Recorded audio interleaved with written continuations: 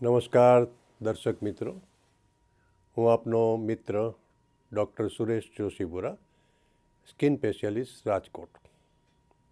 આજે આપણે ખોડા વિશે ચર્ચા કરીશું, જેને ડેન્ડ્રફ અથવા તો અમારી ભાષામાં પિટ્રિયાસિસ કેપિટિસ કહેવામાં આવે છે.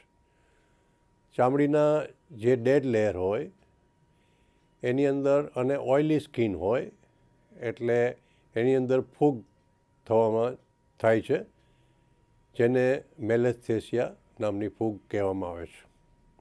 અને આ ફૂગને હિસાબે જે ચામડીના લેયર્સ, ડેડ સ્કિનના લેયર્સ જમા થાય એને ખોડો કહેવામાં આવે છે.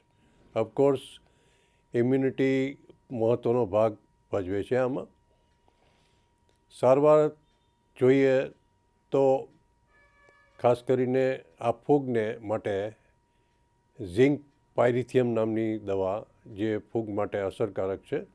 એ ઉપરાંત કીટકોનેઝોલ શેમ્પૂ પણ આવતા હોય છે અને સેલિસિલેટના અંદર ઉમેરવામાં આવે છે, જે સ્કિનને ઉપરના પડ ઉખેડવામાં કામ લાગે છે.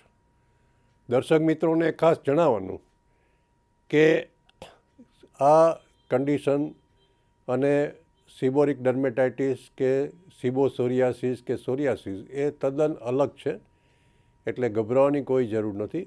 ડર્મેટોલોજીસ્ટ પાસે નિદાન કરાવી અને સારવાર કરવી જરૂરી છે. આભાર, ધન્યવાદ.